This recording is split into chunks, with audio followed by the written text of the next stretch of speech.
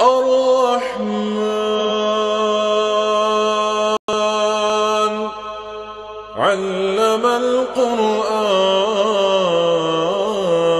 القرآن خلق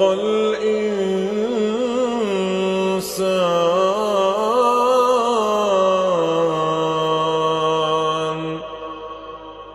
علمه البيان الشمس والقمر بحسبان والنجم والشجر يسجدان والسماء رفعها ووضع الميزان ألا تطغوا في الميزان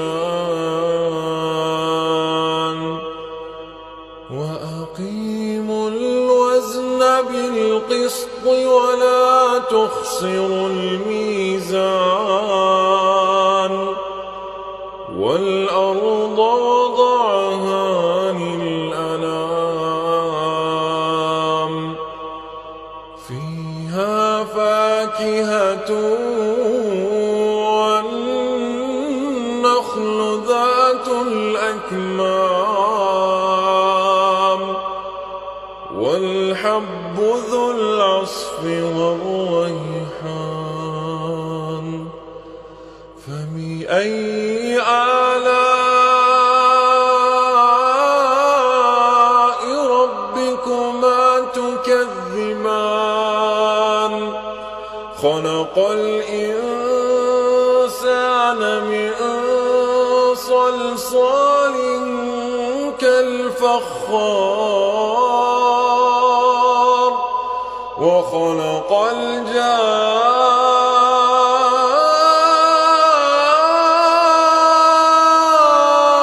الجان من مارج من نار فبأي آلاء ربكما تكذبان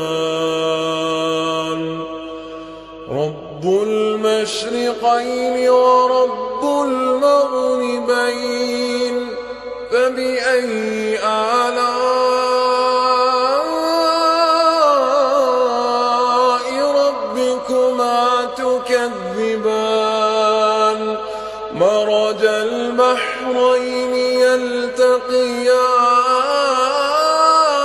يلتقيان بينهما برزخ لا يبغيان فبأي آلاء ربكما تكذبان يخرج منهما اللؤلؤ والمرجان فبأي آلاء ربكما تكذبان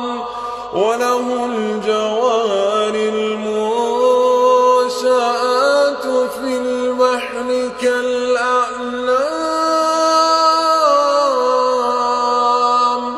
فبأي آلاء ربكما تكذبان فبأي آلاء ربكما تكذبان